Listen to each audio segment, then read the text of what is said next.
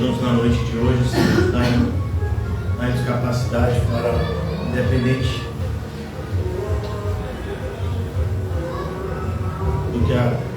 das coisas que ocorrem ao redor, não sejamos atrapalhados, Senhor.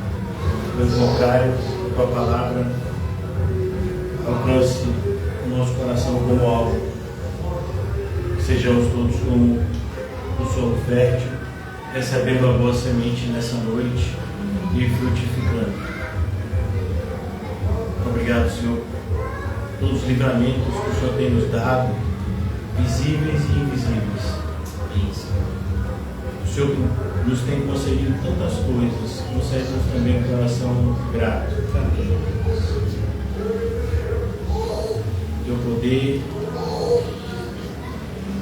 nos ajude a perceber a tua presença, Senhor, em cada instante desse assentamento solene. Em nome de Jesus, amém e graças a Deus.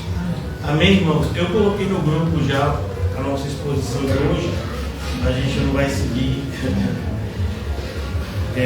nas parábolas. Se eu tive a direção de fazer uma exposição à parte. E essa exposição é meio que um desabafo de tudo aquilo que a gente tem vivido como cristão nos últimos anos, né? E especificamente nos últimos dias, nas últimas horas. O título vocês já viram, né? Qual é? Seja feliz. Seja feliz. Então, você ser feliz num mundo que se esforça todos os dias para fazer do cristão uma pessoa triste.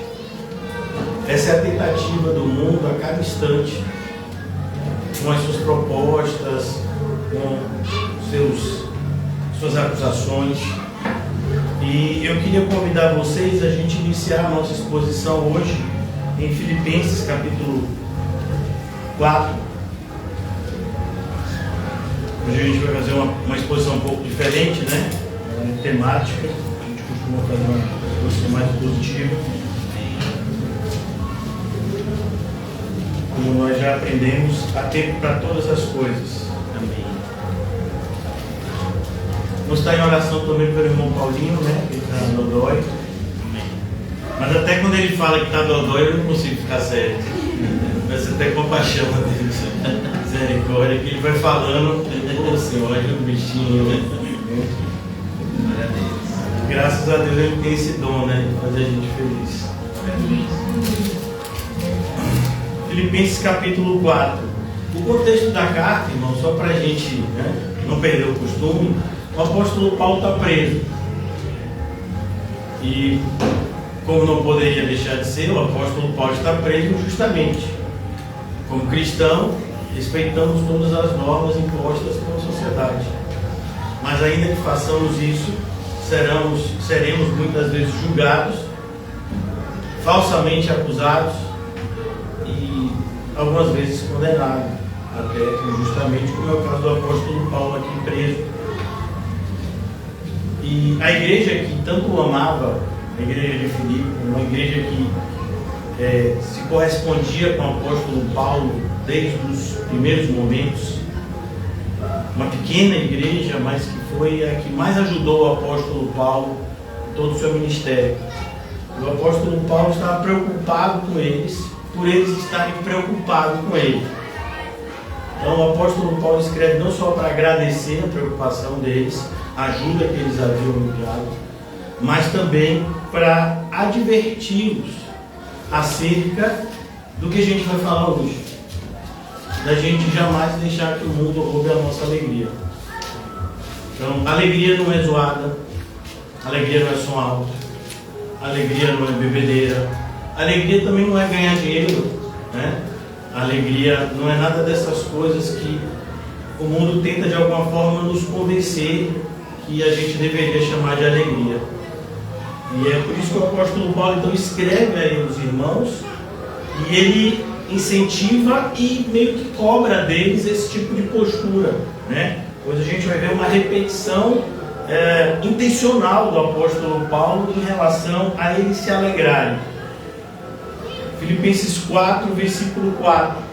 A palavra que está aqui na minha Bíblia é a palavra regozijai-vos, porque no grego seria algo como uma alegria elevada ao quadrado, né? Você sabe o que é levar algo ao quadrado, né? Não, pastor, você pega o quadrado, você bota em cima da coisa, né? Não, significa que você multiplica, né, pelo número. Então, ao cubo, 3 vezes. Então, o valor do número. Então, o que o apóstolo Paulo está dizendo aqui, em algumas traduções eu creio que a expressão é alegria mesmo, né? Alegrai-vos do Senhor, mas na minha tradução diz regozijai-vos sempre no Senhor. Outra vez, digo, regozijai-vos. Então, é uma ordem, né?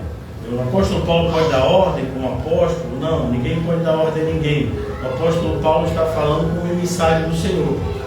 A ordem não vem do apóstolo Paulo, a ordem vem do Senhor. Então,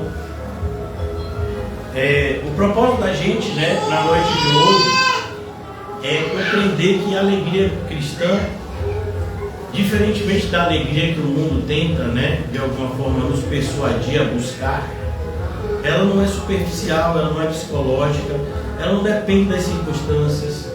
É uma alegria extremamente poderosa, que a Bíblia chega a dizer que a alegria do Senhor É a nossa força. Esse versículo, ele está querendo dizer o seguinte, que a alegria do Senhor é como se fosse uma usina hidrelétrica, termoelétrica, sei lá qual a fonte, uma usina nuclear, que está produzindo algo poderoso e dando força ao cristão, mostrando que quando o cristão está feliz no Senhor, ele é extremamente poderoso e perigoso para o mundo. Por isso que o mundo se esforça tanto, e quando a gente fala o mundo, a gente sabe, né, que é Satanás, o sistema e até a nossa própria carne, que está do lado do mundo. Então, se esforça tanto para tentar roubar essa fonte poderosa de energia do cristão, que é a alegria. Especificamente, a alegria do Senhor, né?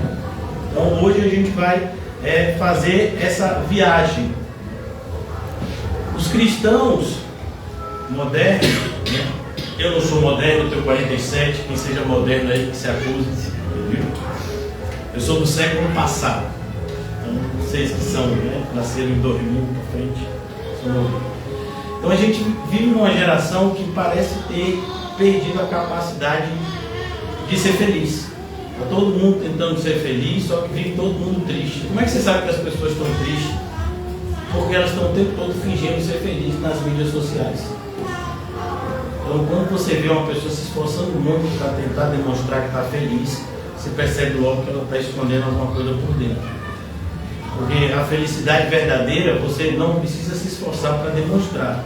Até se você tentar esconder, a pessoa descobre, né? Então, esse é o grande desafio da gente, né? E a gente falou, eu sei, e ela pode falar, né? Você diga alguma coisa aí que você vai ver, Jeová pega. Então, hoje a gente tem uma série, né, de parafernália, vamos colocar assim, que tenta de alguma forma roubar a nossa atenção para que a gente não usufrua da verdadeira alegria. Por exemplo, né, o entretenimento. Então, segundo me disseram, essa zoada é normal. As pessoas estão ouvindo som ambiente. Eu gostaria muito que viesse, né, um médico, eu acho que é um médico, né, um otorrino, né, para poder ver se esse pessoal está normal, se eles já perderam a capacidade da audição, assim, né? Então, a própria Copa do Mundo, né, as pessoas enxergam como entretenimento. A tecnologia, você vê crianças que passam às vezes o dia inteiro na tela do computador. Na minha época, a gente para voltar para dentro de casa era difícil, passava o dia todo se sujando em casa. O grande problema era tomar banho antes de dormir, porque a gente não queria, né, entrar em casa. Mas a tecnologia hoje produz isso, as pessoas ficam na frente de uma tela, seja no computador, seja no celular, né? horas e horas, às vezes noites a fio, achando que aquilo é alegria. Fora que a gente está vendo agora esse escândalo, que é essas bets, né? Então as pessoas fazem isso, elas estão buscando alegria, né? Elas têm a expectativa de ganhar alguma coisa, e na expectativa de ganhar alguma coisa, acertando o placar, ou seja, elas se sentiriam alegres, né? Então, se você perceber, se nós fizermos uma espécie de estudo, né, em relação ao comportamento humano, está todo mundo querendo ficar alegre, está todo mundo querendo ser feliz. Mas a felicidade é algo exclusivo para o cristão. Somente o cristão tem acesso a essa verdadeira alegria. E é por isso que o diabo não quer que você saiba. E eu quero mostrar isso para você desde o começo, né? Vamos lá, em Gênesis.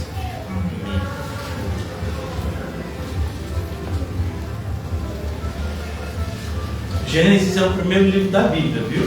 Fica no Antigo Testamento. Se você tiver dificuldade, você abre a sua Bíblia. Lá no comecinho é o primeiro, não tem erro.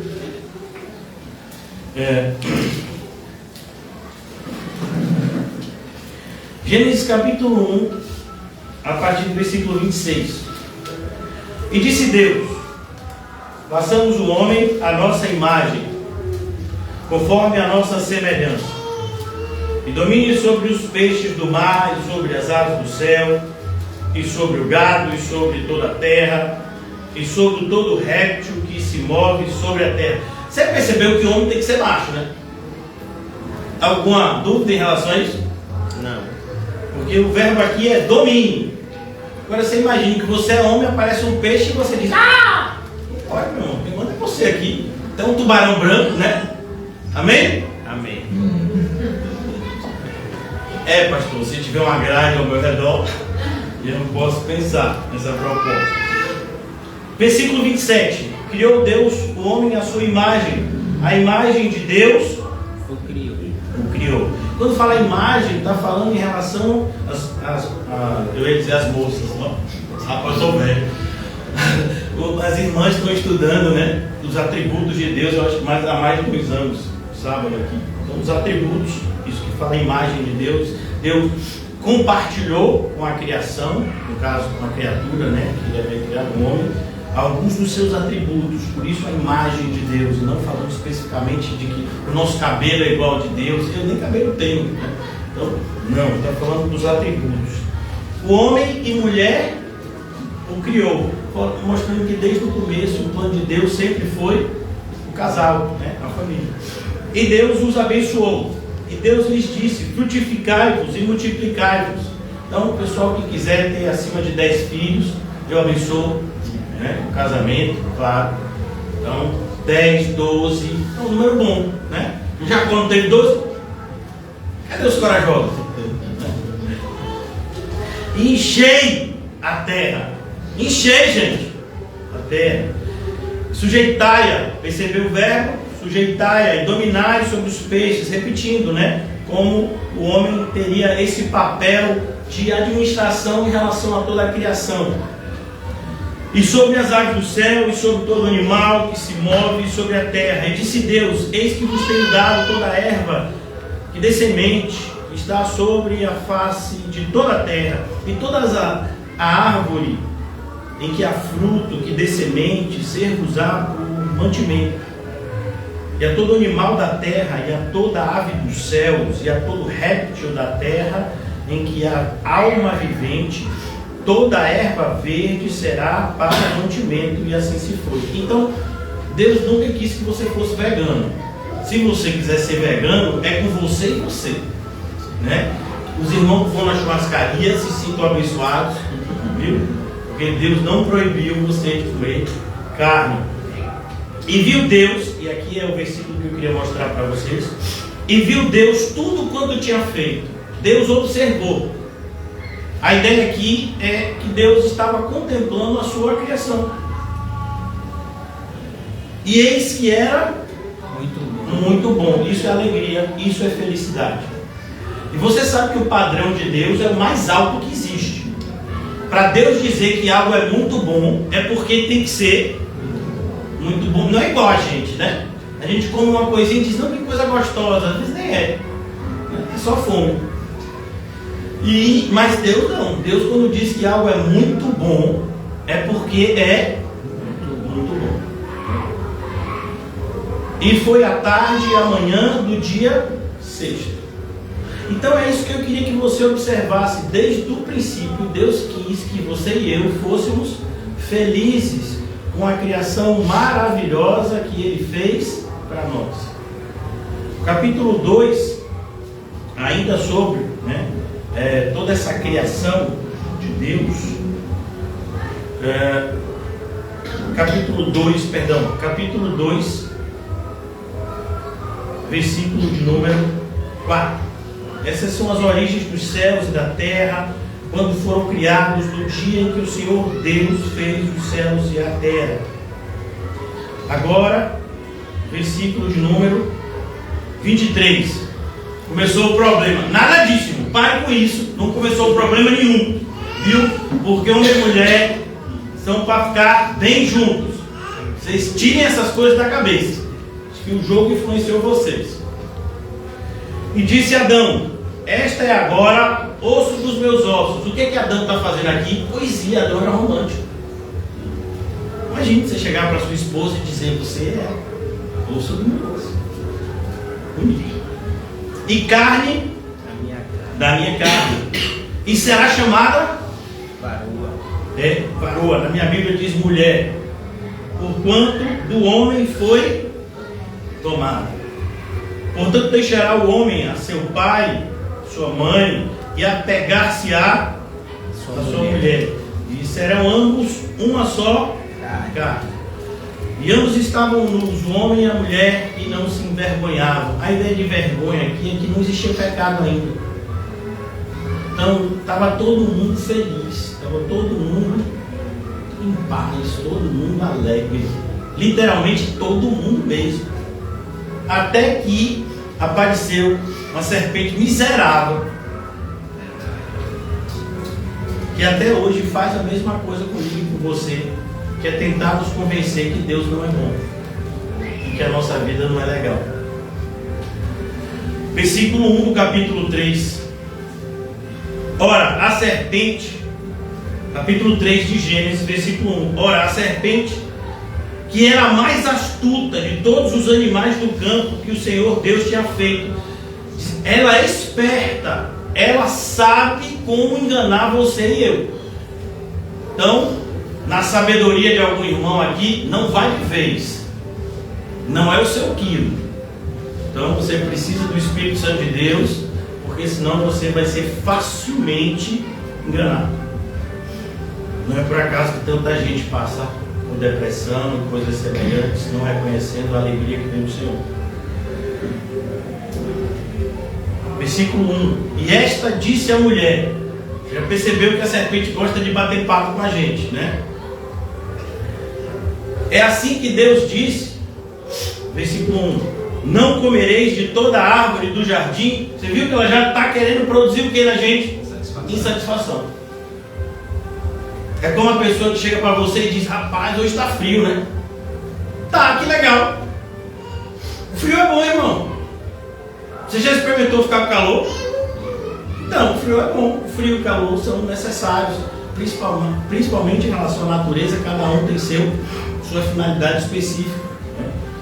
Então, cuidado com as pessoas que se aproximam sempre para mostrar para a gente, ou pelo menos para tentar mostrar para a gente que o copo está meio vazio. O copo não está meio vazio, o copo está meio cheio também não. O copo está onde deveria estar, aquela quantidade de água que você precisa, porque Deus nos dá tudo certinho, viu? Deixa o seu olho grande. Então aqui no versículo 1, e disse a mulher: é assim que Deus disse, não comereis de toda a árvore do jardim. A especialidade da serpente é pegar a palavra de Deus e pervertê-la. Essa é a especialidade dela. O próprio diabo sabe que não pode negar a palavra de Deus. Passará o céu e a terra, mas a palavra de Deus permanecerá para sempre. O próprio diabo sabe que não pode refutar as verdades eternas de Deus, mas ele vai tentar, de todas as formas, persuadir a você e a mim em relação ao significado real dela, tentando tirar o foco, tentando adulterar a real interpretação daquilo que Deus queria corresponder, falar com a gente. Então aqui no versículo 2, e disse a mulher à serpente, já começou errado. Por que você tem que falar com o diabo, rapaz? Deixa o diabo. Mas não fala com o diabo não, fala assim. Quando você responde pessoas que estão enviadas por ele, você está dialogando com ele. Tem momentos na nossa vida que a melhor resposta é não dar resposta. Eu não preciso ficar falando. Eu só devo abrir a minha boca quando for melhor do que mantê-la fechada. Então é preciso que o cristão entenda. A gente não está jogando para a plateia, irmãos. Claro que a gente não vai passar de mal educado, mas a gente não precisa se preocupar tanto com a opinião do outro, principalmente quando você percebe que o outro está mal intencionado, tentando, ou consciente ou inconscientemente, tentando de alguma forma produzir em nós uma semente de insatisfação. Por isso que lá na passagem que nós iniciamos hoje, Filipenses capítulo 4, o apóstolo Paulo fala a frase tão importante para nós: aprendei a viver contente. Poderíamos traduzir: aprenda a viver satisfeito em toda e qualquer situação.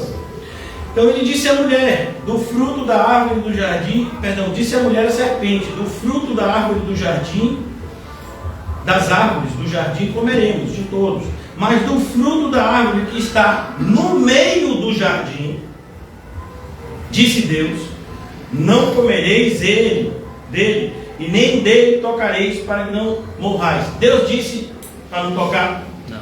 Deus disse só para não comer. Significa que pode tocar? Não, não é isso que eu quero dizer. O que eu quero mostrar para você é como a gente fácil. Vocês já brincaram de telefone sem fio, né? Isso. Então, é muito fácil para a gente falar algo a mais ou tirar alguma coisa do contexto. Por isso a preocupação do cristão, a semelhança do que o apóstolo Paulo fala inúmeras vezes em suas cartas, Filipenses inclusive, porque eu passo a vocês é o que eu recebi do Senhor. Nós como cristãos temos essa responsabilidade de não acrescentar nada, de não tirar nada. Então, aqui ela já está errando, Versículo 4. Então a serpente disse à mulher, certamente não morrereis. O que a serpente está dizendo? Que Deus é mentiroso. É que mais a gente ouve, irmão. O que eu vejo, hoje de tarde foi assim, um monte de gente tentando me convencer que ser crente é chato. A pessoa estava dizendo, você vai fazer o que depois do jogo? Eu falei, eu vou para a igreja. Por quê? Vai pagar a promessa se o Brasil ganhar? Estou brincando, ninguém falou isso não. Mas as pessoas ficam imaginando, Poxa, que chato. Você podia se divertir depois do jogo, ainda mais que o Brasil ganhou, Aí você vai ter que ir para a igreja. O pastor bem que podia, nessa segunda fazer igual o governador, ponto facultativo. Então, porque a ideia das pessoas é que vir para a igreja é o quê? Algo ruim. Não sabe o que estão perdendo. Verdade. Então, esse é o papel do mal. Tentar de todas as formas nos convencer que viver uma vida em harmonia com os princípios divinos é ruim, é chato, é pesado, Quando na verdade é justamente o contrário. É algo que nos enche de alegria. Até a sinfonia toca, tá vendo? Isso é a alegria de Deus.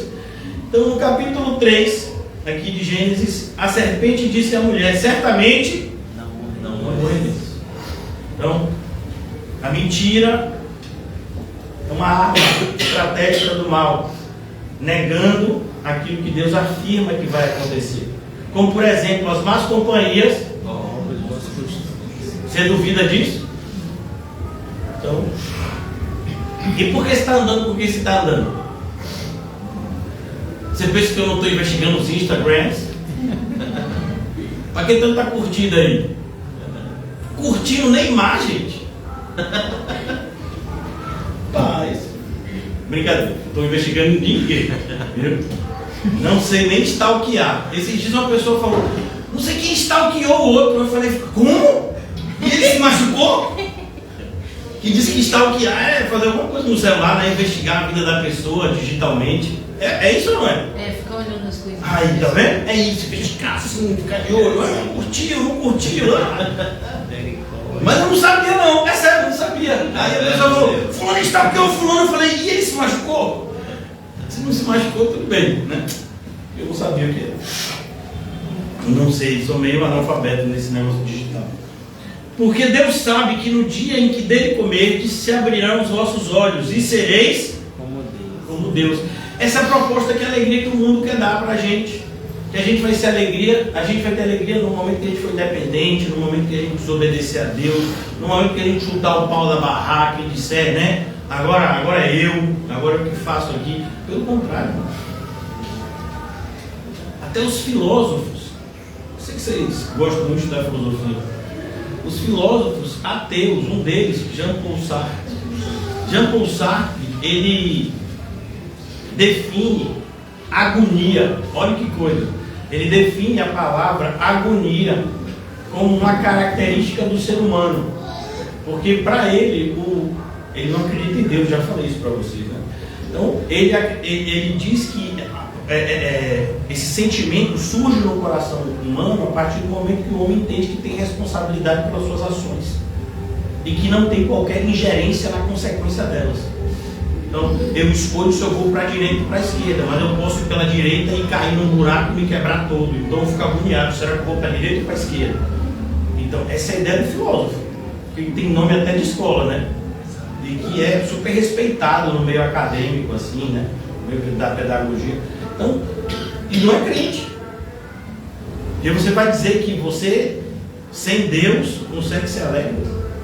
Você consegue ficar desesperado. Isso sim. É por isso que a maioria das formas que o mundo propõe para a gente de alegria, de alguma forma vai ter que nos embriagar. Vai ter que nos roubar a capacidade de discernimento. Por isso a Bíblia nos alerta sempre: sede sóbrio e vigiar. Então, se a gente pensar direitinho, a gente começa a entender que a proposta do mal é sempre ruim. Por mais que seja sedutora, por mais que a capa pareça bonita, por mais que o cheiro pareça agradável, mas se você pensar direitinho, você vai ver. E eu nem estou falando do Espírito Santo, que é o papel fundamental na vida do cristão, né? Então aqui, no versículo 5, porque Deus sabe que no dia em que dele comerdes, se abrirão os vossos olhos e sereis como Deus, sabendo o bem e o mal. E viu a mulher que aquela árvore era boa para comer. Aqui ela já caiu. Ela já aceitou a proposta do mal e ela já foi seduzida. Ela já olha agora para a árvore do fruto proibido com uma outra ótica. Ela começa a olhar para a árvore que Deus disse não coma, como se fosse algo extremamente agradável. Que árvore é essa que o diabo mais usa com a gente? A sedução. Então, seduzir é exatamente isso.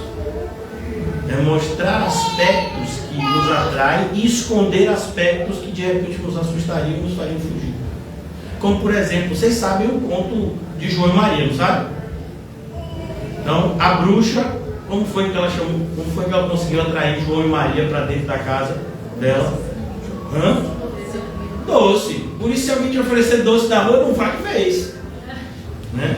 Ainda mais se for de graça, né? Ainda mais em uma quantidade grande, né? Então, cuidado. Agora eu queria convidar vocês de novo a voltar comigo para Filipenses. Novo Testamento, viu, irmãos?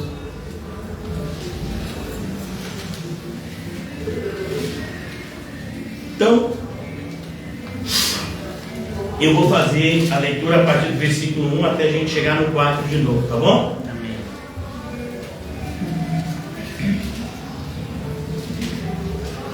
Portanto, meus amados e muito queridos irmãos, minha alegria e coroa, Filipenses 4:1, estai assim firmes no Senhor. amados. Estai, pois, firmes. A gente viu recentemente a casa construída na rocha, ela fica firme. Eu rogo a Evódia e rogo a... Está vendo, gente? Olha um dos ladrões de alegria aqui. Qual é? Contendo entre os irmãos. Eu acho que a camisa amarela do Brasil é mais bonita. Não, eu acho que é azul. Azul é muito mais. Não, as duas são do Brasil. Então pronto. Quer usar amarelo, usa amarelo. Quer usar azul, usa azul. Então cuidado com contendas desnecessárias, porque toda contenda é desnecessária. Precisa, né, impor a sua opinião. Ninguém. Essa tentativa da gente querer que as pessoas pensem igual a gente é algo diabólico. Nós devemos ser convencidos pelo Espírito Santo das coisas espirituais. Mas em relação a gostos específicos, cada um tem direito de ter o seu. Por exemplo, tem gente que gosta de chuchu, irmão. Chuchu não tem gosto de nada. Me perdoe. Você pode gostar de chuchu, você pode dizer que ele é super nutritivo. Mas qual é o gosto de chuchu? Não tem água, nada. Né? Mas que chuchu delicioso, me perdoe, é o tempero. Porque o chuchu não tem gosto, nada, irmão. Né? Mas se a pessoa dizer, eu amo o gosto do chuchu, que bom. Porque sobra mais outro tipo de alimento para mim. Eu não gosto de chuchu. Então aprenda a respeitar a opinião dos outros. É uma coisa que essa facilidade das mídias sociais tem produzido, né, nas pessoas esse desejo desesperado de debater com os outros, de tentar mostrar para os outros que você está certo, que o outro está errado. Que em paz, irmão. Na moral. Né? Paz, alegria, amor. Então vamos aqui. Eu rogo a Evódia. Aqui não tem ninguém com o nome de Evódia, tem? Não. Sintique? Também não. Então a gente, né, graças a Deus, que sintam mesmo no Senhor. Veja, as duas são crentes. Paulo está falando que elas têm discordância em relação a assuntos que não são essenciais ao Evangelho. Nenhuma das duas está desviada. Mas esse tipo de contenda acaba sendo um ladrão de alegria. Então no versículo 3, peço-te também a ti, meu verdadeiro companheiro, que ajudes essas mulheres que trabalham comigo no Evangelho, vejam, irmãs extremamente operosas, e com Clemente, e com os meus outros cooperadores, cujos nomes estão no livro da vida. Todo mundo salvo aqui, irmãos. Mas tinha uma pessoa que gostava de feijoada e outro gostava de macarrão. Como que você quiser. Inclusive, se você não quiser comer, seja livre. Os irmãos agradecem, porque sobra mais. Ontem a gente teve bolo aqui, né? É o único momento que eu acho que a igreja está crescendo. Porque a gente vem nos cultos e aí a gente vê cadeira vazia, né? A gente fala, não, estamos no nosso número padrão. Aí vem os aniversários. Aí você vê um bolo grandão assim, você fala, com certeza vai sobrar. Não sobra. Eu falei, a igreja está crescendo, né? A igreja está se multiplicando, Deus está acrescentando dia a dia os que estão sendo salvos, aleluia. Então aqui no versículo 4, regozijai-vos sempre no Senhor. Outra vez digo, regozijai-vos. Seja a vossa equidade notória a todos os homens, perto está o Senhor. Então, o mundo, como a gente já falou aqui, ele vai prometer felicidade, mas na verdade a felicidade do mundo produz em nós o que? Ansiedade. Por exemplo, o mundo vai te dizer que quando você tiver um carro novo, você vai ser mais feliz. Você até acredita, até que você adquire um carro novo. E aí, antes de você tirar o carro novo da concessionária, alguém vem e te diz, você vai tirar sem seguro? Aí você já, né? Como assim seguro? O carro não tem roda? Não, é porque assim, se roubar, você não recebe outro de volta. E rouba um carro? Eu sei que Você acha que mora em que país? E se bater o carro? A colisão, né? Então você já viu que há guia. Você nem tirou o carro da concessionária. A pessoa já falou, e o seguro? Como é que é? Vai? Já fez? O mundo sempre promete esse tipo de coisa pra gente, né? E quando você tiver isso, você vai ser feliz. Não vai, meu irmão. Você vai ser mais. É claro, irmãos, a gente não entenda mal. A gente é agradecido a Deus por todas as coisas. Mas a gente não se deixa iludir que as coisas por si só produzirão em nós felicidade. A gratidão a Deus produz felicidade. Mas as coisas por si só, em hipótese alguma. O mundo promete liberdade e escraviza a gente. Olha, é uma frase, nem é de crente, irmão. Só é verdadeiramente livre aquele que consegue fazer o que não quer.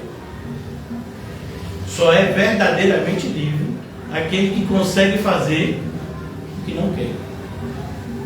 Às vezes a gente acha, principalmente quando a gente é criança, e tem gente que é criança com 40, 50 anos, infelizmente. Então, a gente acha que ser livre é, não, vou acordar 10 da manhã, estou afim. Não, isso é escravidão. O livre é aquele que faz o que tem que ser feito. Ele é livre para escolher.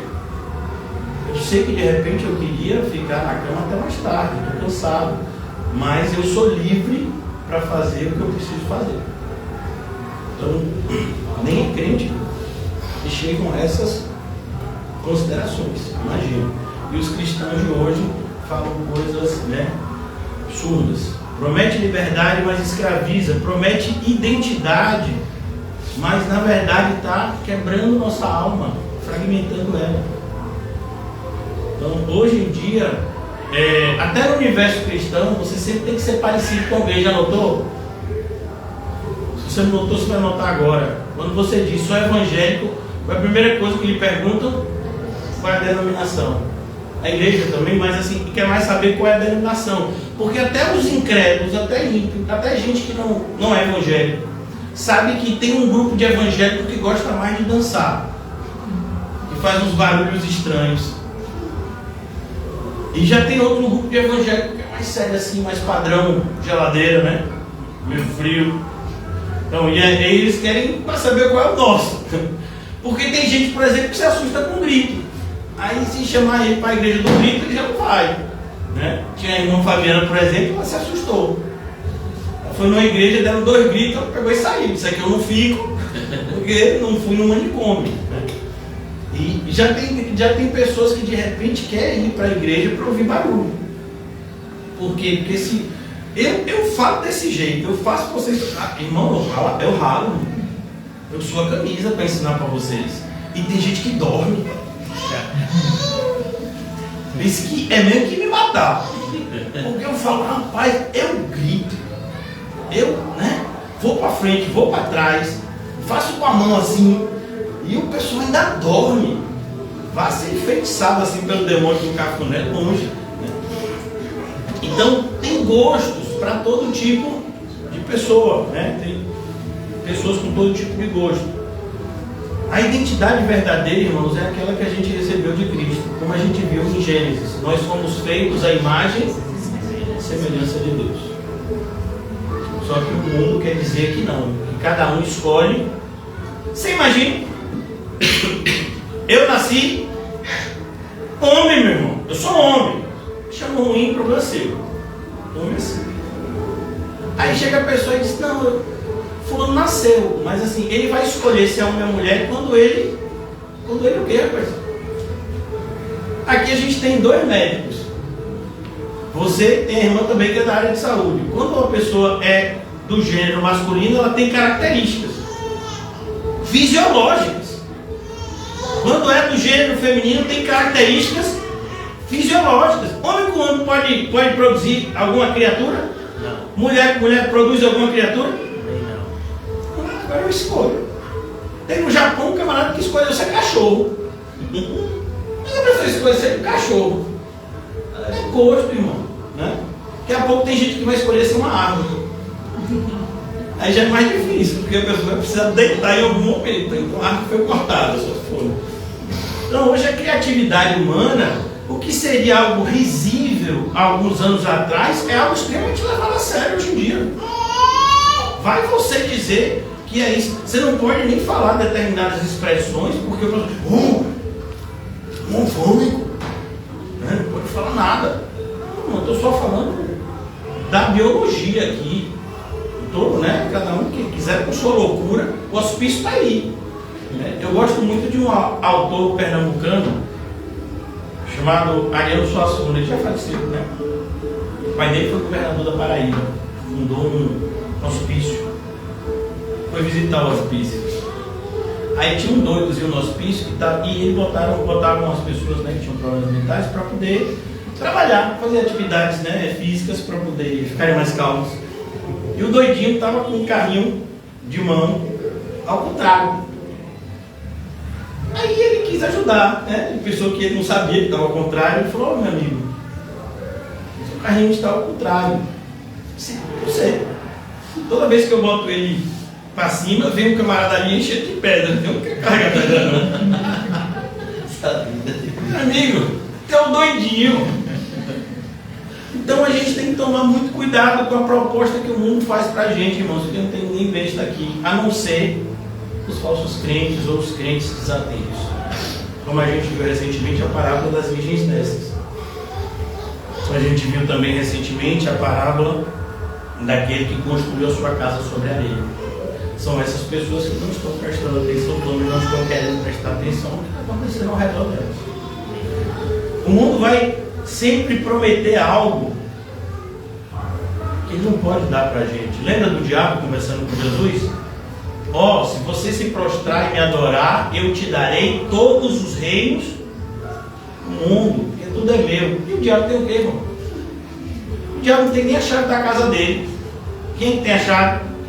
Jesus. Então, cuidado com essa proposta de grandeza do mal, porque ele não é o que ele diz ser, e ele não pode te dar o que ele tenta te enganar, dizendo que pode, né? Só que muitas vezes quando você descobre já é tarde demais. Segundo ponto da nossa apostila vai mostrar justamente que a felicidade cristã é uma felicidade santa. Salmo número 1, vamos lá? Eu acho interessante porque é outro esforço do diabo para fazer com que a gente ache a palavra santidade algo assim pesado, né? Então, por exemplo, só é santo quem faz, né? Isso, quem faz milagre, como em determinada religião. Não vou dizer que é católico, pare de me perguntar, né? Então, não, o santo é aquele que foi separado por Deus, biblicamente falando, independente do seu credo. Aqui no capítulo 1 do livro de Salmos, ou se você preferir, Salmos de número 1, Salmo 1, versículo 1: bem-aventurado o homem que não anda segundo o conselho dos ímpios. Vou ler de novo. Bem-aventurado o homem que não anda segundo o conselho dos ímpios, nem se detém no caminho dos pecadores, nem se assenta na roda dos escarnecedores. A palavra bem-aventurado aqui é uma palavra que vocês estão familiarizados no grego, a palavra makarios, que é traduzida como felizes. Então, o homem feliz é aquele que não anda segundo o conselho dos ímpios. Então, você tem que prestar muita atenção, porque assim como o Senhor tem os seus ministros, nosso inimigo, o inimigo das nossas almas, também tem os seus ministros. Vão usar pessoas para de alguma forma tentar nos dissuadir. Não é fogo não, né? É fogo? Aqui dentro? Pelo menos é fogo, irmão. Não é tiro, tá vendo? Seja grato. Se fosse metralhadora, aí todo mundo se jogava no chão. É só fogo. Calma. E nem é rojão, né? Quando a gente fala que a felicidade cristã é santa, a ideia aqui é que ela é consequência de uma relação direta com Deus. Então, você vai ser muito mais feliz quanto mais intimidade com Deus você tiver. E deixa eu lhe dizer logo uma coisa: Deus ele não está atrás da porta querendo dar uma cacetada na sua cabeça quando você erra. Deus ele é amor. Quando a gente erra, Deus nos lava. Todo aquele que confessa e deixa alcança misericórdia. Mas o que encobre as suas transgressões jamais prosperará. O apóstolo João diz: filhinhos, não pequeis, mas se vocês pecarem, se escondam atrás da árvore?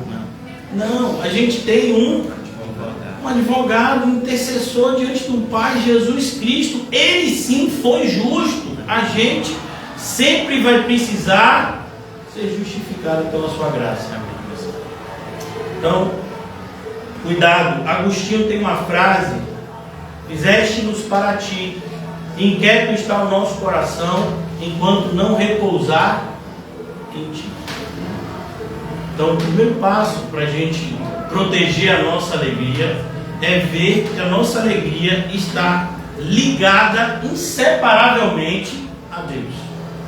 A nossa alegria, ela é a consequência, ela é de certa forma a nossa consequência do nosso relacionamento com Deus.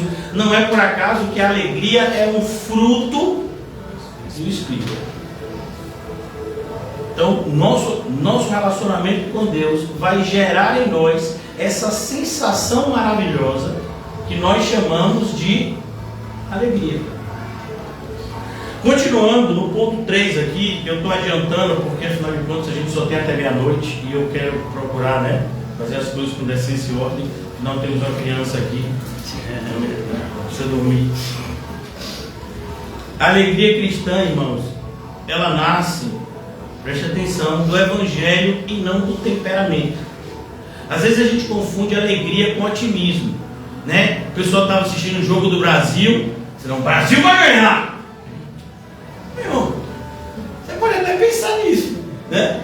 Tem doido para tudo, mas não significa que o Brasil ganhou porque você pensou que o Brasil ia ganhar. Então quer dizer que a torcida do Japão pensou que o Japão ia perder. Os japoneses foram para o estádio, vamos perder, gente, né? Foi isso? Não, o Japão inclusive fez gol primeiro. Então não é otimismo. Então o cristão ele não é otimista. O cristão é confiante nas promessas de Deus. E é uma coisa totalmente diferente. E vocês sabem disso porque a gente tem falado bastante sobre o tema da fé. Em Hebreus 11 e 12, a fé é o firme fundamento das coisas que nós ainda não vimos, a certeza das coisas que esperamos que aconteça. E por que nós esperamos que essas coisas aconteçam? Porque Deus falou que faria. E Deus não é homem para mentir. E Ele tem poder para fazer tudo exatamente como propôs a si mesmo que faria. Então, por isso, a nossa confiança, a nossa alegria, ela nasce do Evangelho, ela nasce da promessa de Deus e não de algum temperamento em particular. O cristão, ele tem como fonte primária da sua alegria a certeza da sua salvação. Então, nós somos, em grande medida, felizes porque sabemos que somos salvos. Porque como o próprio Senhor Jesus já nos disse, do que adianta ganhar o mundo inteiro e naquele dia perder a sua alma? Então a nossa alegria, ela é diretamente ligada à certeza da salvação. Por isso a alegria cristã, ela não é baseada no que está acontecendo ao nosso redor. Por exemplo, o pessoal baixou um pouco o som agora, não se anime. E pode ser que eles estão carregando a bateria. Daqui a pouco o negócio vem, mais forte, não sei.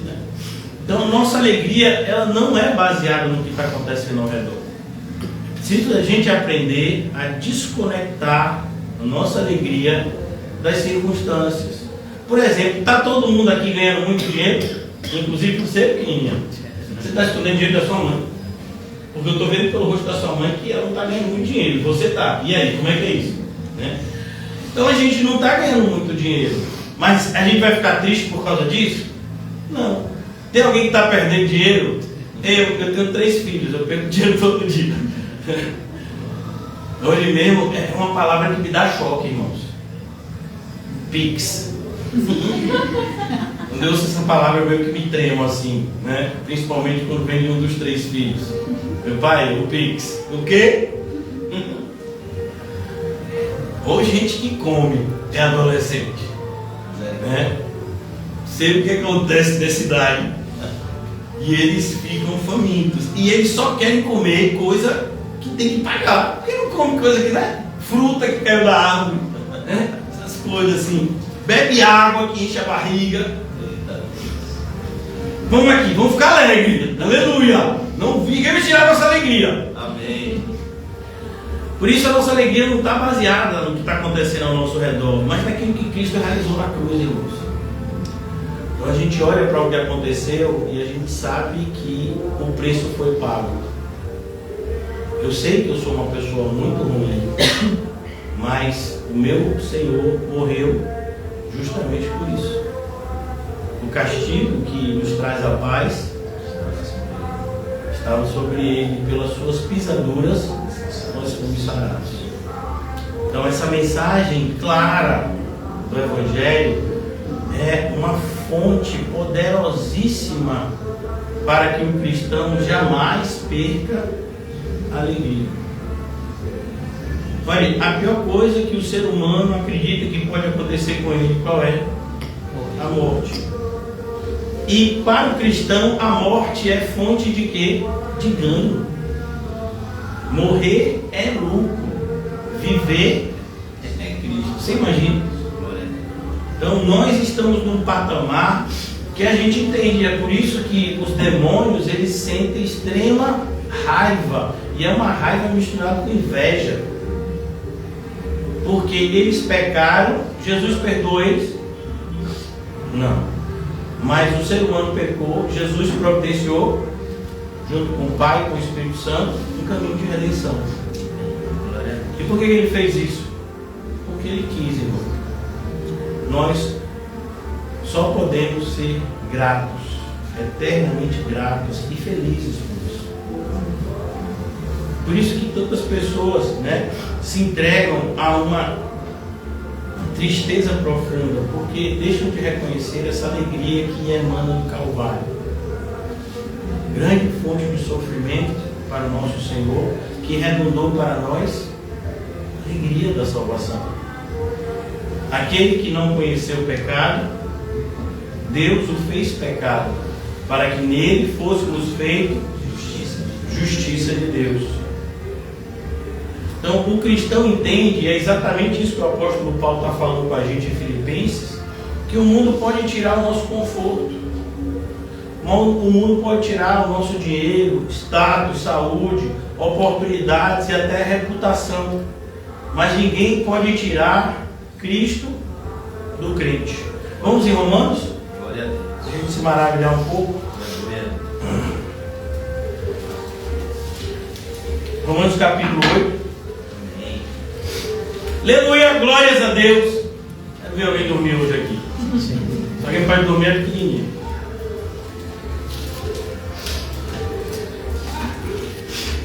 Romanos 8.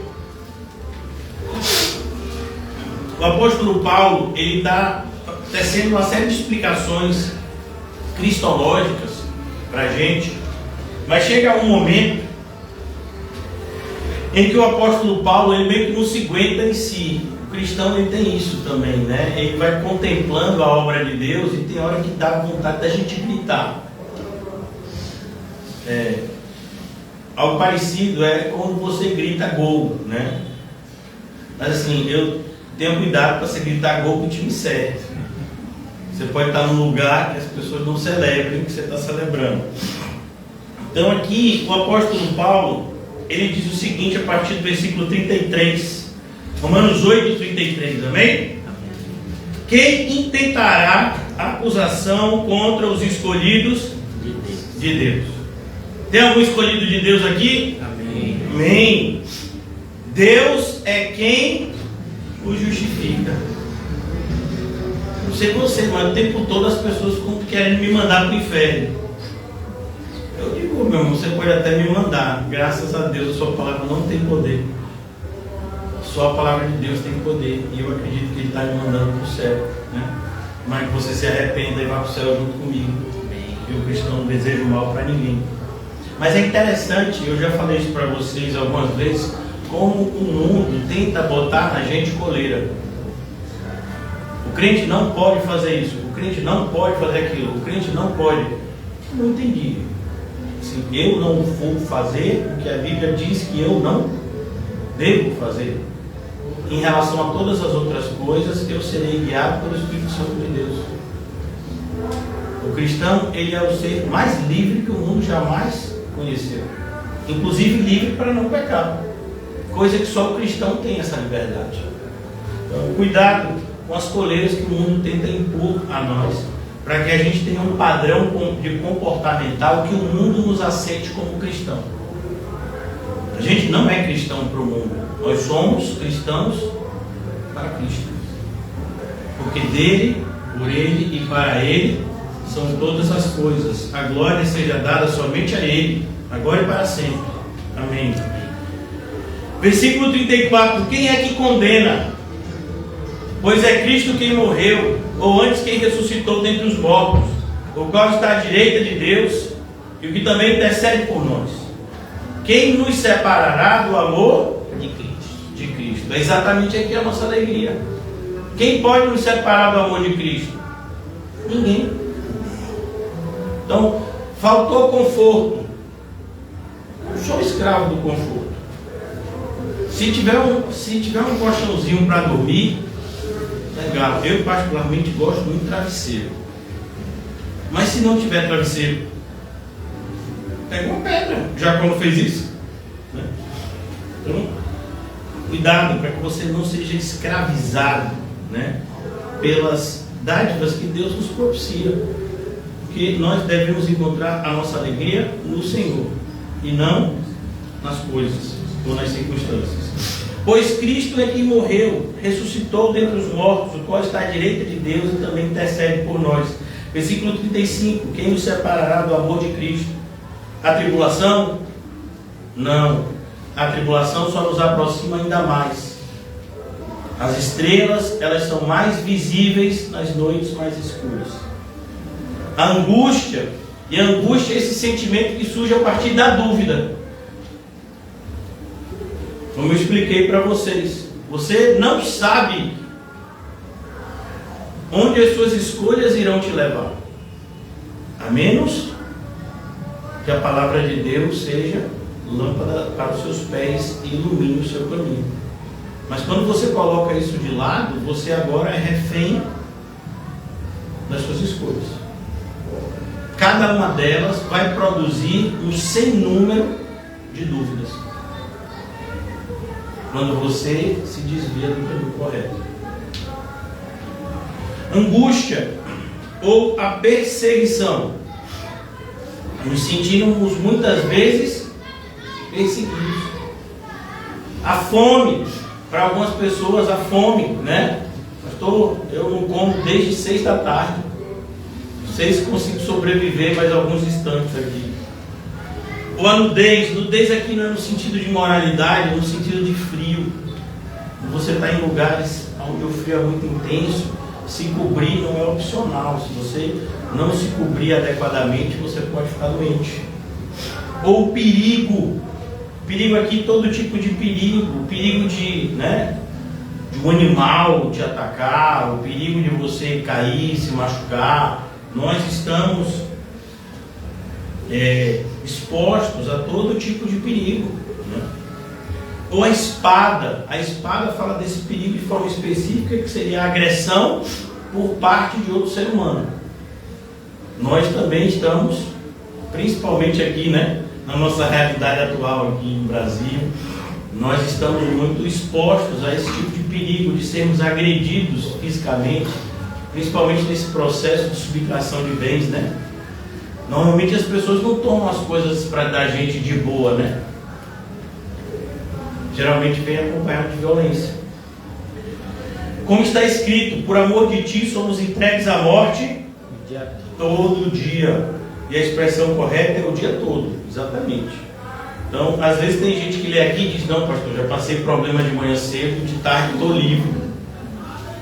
Não é bem assim, né? É o dia todo.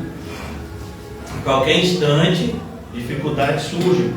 Somos reputados como ovelhas para o matadouro. Mas em todas essas coisas somos mais. Como alguém pode ser mais do que vencedor? A ideia aqui do texto é: você, Cristo, já venceu por você. Agora você só precisa segui-lo no desfile da vitória.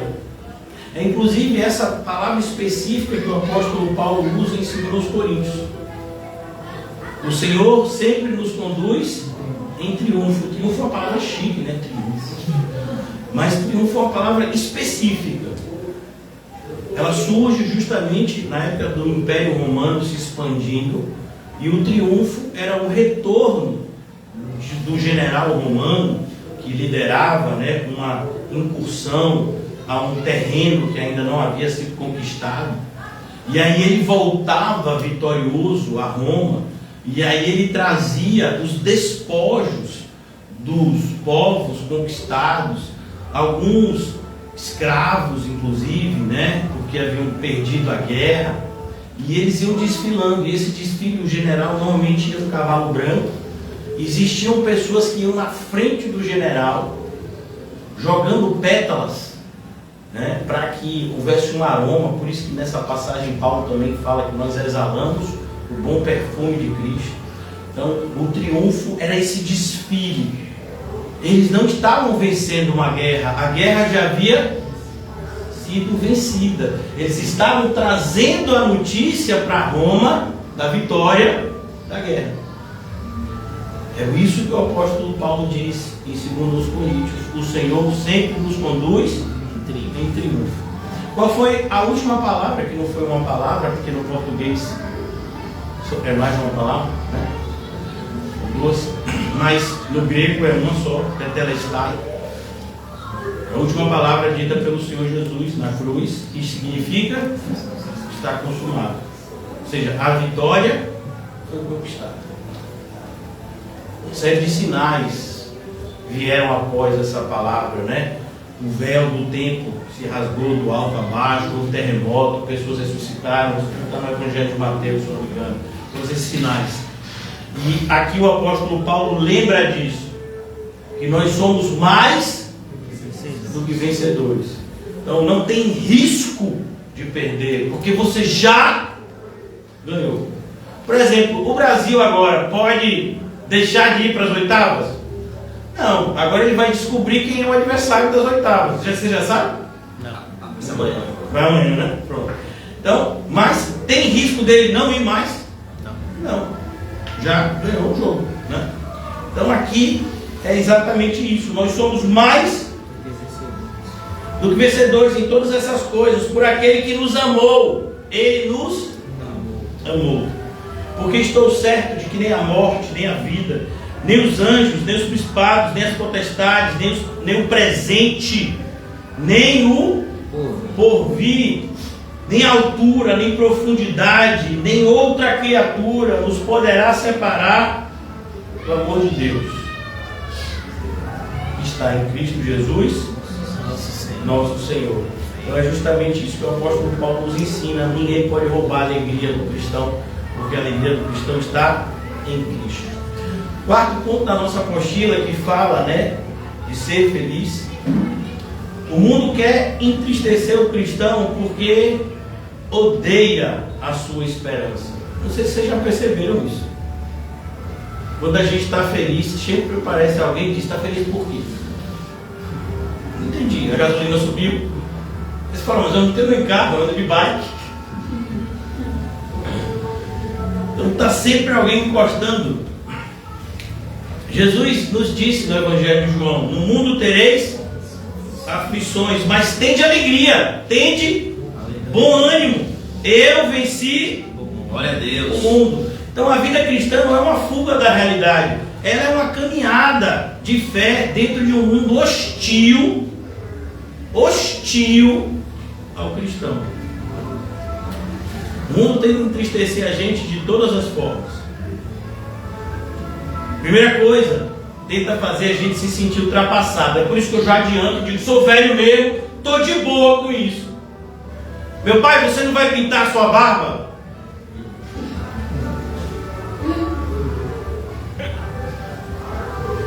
Não, irmão, estou satisfeito com a minha idade. Não deveria, mas eu estou. Se isso te deixa infeliz, não posso fazer nada. Então, quantas pessoas vão dizer, mas a Bíblia é um livro tão antigo, 2000 anos. Não, meu irmão, deixa eu lhe dizer, tem mais, viu? 2000 anos. Não, a Bíblia não é ultrapassada, nunca será. A palavra de Deus é eterna, por isso ela não é nem nova nem velha, ela é eterna. Assim como os cristãos, eles não são ultrapassados. A verdade de ontem é a mesma de hoje. Jesus é o mesmo ontem, hoje, será para sempre. Uma outra agressão do mundo é tentar fazer a gente se sentir envergonhado por querer ser santo. Agora veja. Não, meu irmão, eu quero fazer as coisas certas. Qual o problema de fazer as coisas certas? Ah não, pastor, mas é que quando a gente faz as coisas certas, aí as pessoas pensam que a gente é ser um bobo. Não seja bobo. Para um mundo que é insensato, passar como bobo é até elogio. É um exemplo? Perdoar. Então a gente é chamado a perdoar tudo e todos. É porque a gente é bobo? Não, é porque a gente aprendeu a amar os que nos odeiam. Porque foi esse tipo de amor que nós recebemos de Cristo. Ele nos amou quando nós éramos ainda pecadores. Ele nos amou quando nós ainda éramos hostis a Ele. É esse tipo de amor que nós recebemos do nosso Salvador. Por isso não podemos passar nenhum outro tipo de sentimento para frente. Isso não é ser bobo. Pelo contrário, isso é sabedoria. O mundo tenta convencer a gente de que obedecer a Deus é perder a vida. Pelo menos acontece comigo o tempo todo. Não sei se acontece com você. Rapaz, sua vida está parada. Não está não, irmão. Estou cheio de problemas. Eles não param de aparecer. Você não está olhando certo. Não é isso. É que assim, sabe, tem um tempo que você estagnou, você não ganha dinheiro. Mas pelo menos eu perco, né? Então, cuidado. Obedecer a Deus não é perder a vida. Obedecer a Deus é ganhar. Todo aquele que tentar salvar a sua vida, perderá. Aquele que entregar a sua vida por amor a Cristo, achará. O mundo tenta a todo instante ridicularizar a nossa fé. É impressionante isso. Mas eu que voltei, por pura obrigação divina, a ter que andar em determinados meios, parece que a gente é o principal motivo de galhofa dos incrédulos. Ah, não posso falar isso porque sabe como é, né? Ele é crente, Não entendi. Eu sou crente. Você está rindo porque eu sou feliz? Então eu vou dar risada, sou eu porque eu sou feliz. O mundo quer convencer a gente de que, de alguma forma, a nossa fé é ridícula. A Bíblia tem uma frase que deveria assustar muitas pessoas. Todo joelho se dobrará e toda língua confessará que Jesus Cristo é o Senhor. A maior parte das pessoas fará essa confissão diretamente do inferno. Por isso o apóstolo Paulo falou com tanta ousadia no início da carta aos Romanos: eu não me envergonho do Evangelho. Não tenho nenhuma vergonha. As pessoas viram para mim e dizem: você acredita que só quem é crente que vai para o céu? Eu digo: claro que não.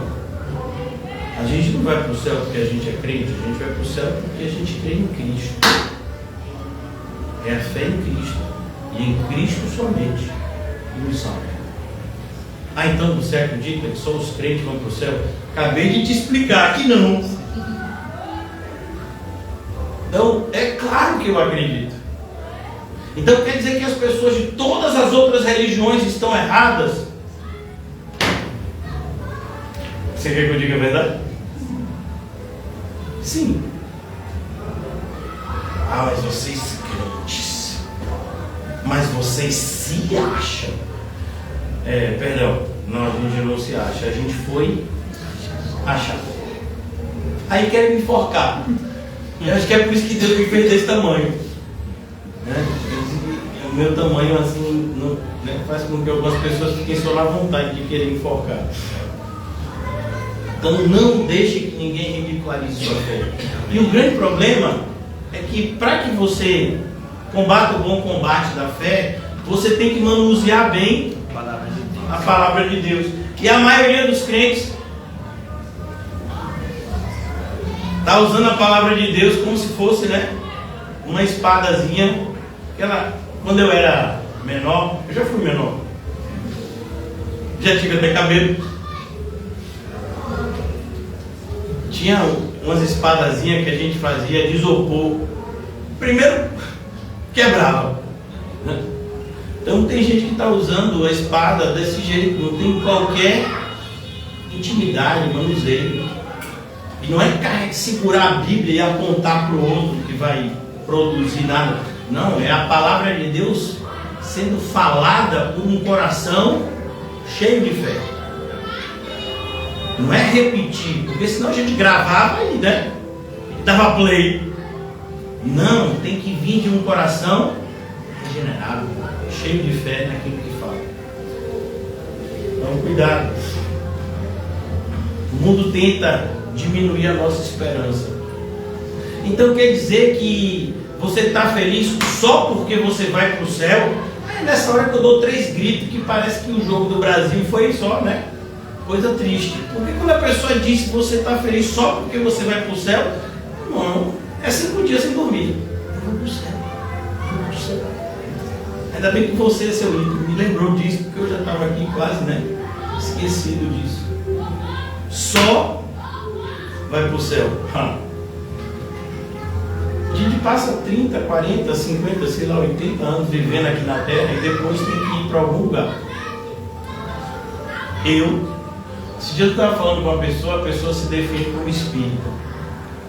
Aí a pessoa falou, não, porque o senhor quer reencarnação. Eu falei, fale por você, eu vou para o céu. Não tem nada a ver com outra vida. Se você quiser voltar, você volta quantas vezes você quiser. A vida é sua. A minha? Ah, meu amigo. Quando acabar aqui, oh Jesus, não tem choro, nem dor. Glória a Deus. Nada. Ainda mais uma pessoa como eu. Irmão, você sabe o que é bruxismo? Eu não sou bruxo não, me respeite. Eu tenho bruxismo. Eu fico rangendo os dentes o tempo todo. Eu tenho dores fortíssimas aqui. Você me encontrar em determinados lugares, você dá risada porque eu uso uma placa de bruxismo. Eu começo a falar em barro, porque, né, é uma placa. Tanta coisa que a gente tem, tantas coisas que a gente passa aqui na Terra. Vai chegar um momento que a gente vai descansar. E não é descansar de dormir, é descansar de ser feliz para sempre. Uma felicidade que a gente não tem nem acesso. Como ela opera?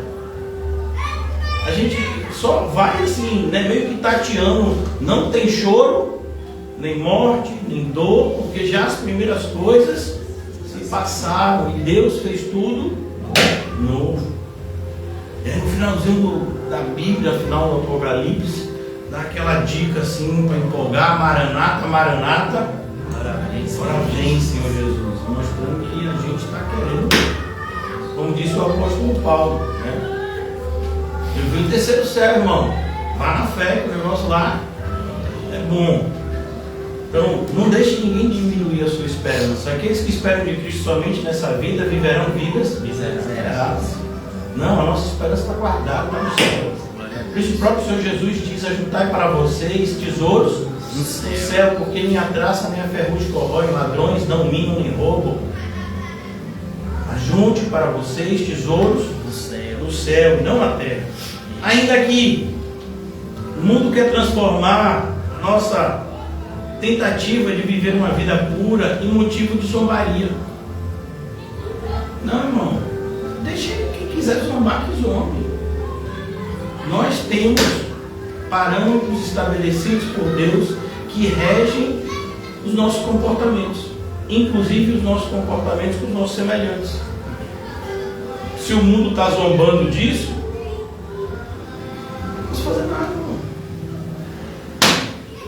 Trazendo um pouco o contexto da Copa do Mundo, não sei se vocês viram a entrevista dos jogadores japoneses em relação à brasileira, à seleção brasileira, alguns jogadores assim meio educados, né, dizendo que nem se conhecia a seleção brasileira. A seleção brasileira é a seleção campeã do mundo, só isso, né? E os japoneses dizendo que o Brasil já não era mais a mesma coisa, não sei o quê. Eu acho que eles estão pensando um pouco diferente agora, né? Porque eles estão voltando para cá. Então, a soberba sempre precede a queda, que isso fique de aviso para os brasileiros também. Mas a ideia de que você tem que ter muito cuidado. Se querem zombar da gente, deixa zombar, irmãos. Ainda mais da gente que é crente. Você sabe da verdade. Você sabe da verdade. Então,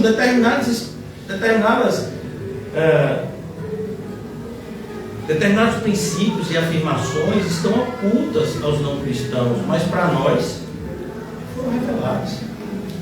Então a gente não pode agir como se a gente não conhecesse. Por exemplo, a gente conhece o fim do mundo. Conheço não, pastor. Então você não leu, né? Claro que a gente conhece. O Senhor Jesus vai voltar. Se o Senhor Jesus voltar, o negócio vai pegar. Vai ter fogo para tudo quanto é lado. Por isso, deixa chover, irmão. Ah, mas é uma coisa que faz a gente dar risada como cristão, assim, risada entre aspas. As calotas polares estão derretendo, o mundo vai ser inundado, a gente vai morrer submerso. Você é crente, né, Vado? Pelo amor de Deus. Meu irmão, tem gente que defende na internet a existência de alienígenas. Porque se sabe, né, que os Estados Unidos tem área 51, né?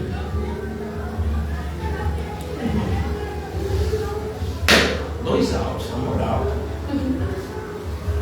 Então, cuidado, porque você conhece a verdade, porte-se como quem conhece a verdade. Eu já contei para vocês, não sei se vou contar de novo, a história do leão, do tigre e do burro. Já contei, não foi? Vocês querem que eu conte de novo? Não vou contar. Vou adiantar, mas você entender que tem determinadas coisas que a gente não tem que nem que questionar. Você sabe que a pessoa está falando algo insensato, você vai debater com ele. Quem debate com o tolo está traindo a tolice do tolo sobre si. O quinto ponto, e eu preciso adiantar, afinal de contas é pequenininha. Ah, não vou dormir então agora, até mesmo. A tristeza nem sempre é pecado, sabia disso? Mas o desespero revela esquecimento. Pastor, o senhor está falando de alegria, agora já é tristeza, não entendi nada. Calma. Quando eu estou falando que a tristeza nem sempre é pecado, irmãos, é porque às vezes é bom ser triste. Por exemplo, quando você faz algo errado, e você é convencido por Deus que você fez algo errado, você deve ficar feliz ou triste? Triste. Aquela tristeza lá na frente vai até ser transformada em alegria. Você vai ter a sensação de que você cresceu, de que você aprendeu, de que Deus te livrou mais uma vez de você mesmo e dos seus erros. Mas no primeiro momento, essa tristeza, ela é extremamente enriquecedora. Por exemplo, Davi jamais seria quem ele é se ele não tivesse sentido a tristeza que ele sentiu pelas consequências do pecado. O próprio Jesus chorou. Jeremias lamentou. Paulo falou das angústias que sofreu. No capítulo 7 de Romanos, a gente leu hoje, no capítulo 7, Paulo fala de uma espécie de desespero que ele sentia, porque o bem que ele queria fazer, ele não conseguia executar plenamente. E o mal que ele não queria mais fazer, muitas vezes ele se via fazendo, e aquilo trazia angústia, desespero para ele. Então esse tipo de tristeza não pode ser visto como algo ruim, porque é algo extremamente necessário e, como eu já disse, enriquecedor para o cristão. que não existe na vida do cristão é desespero.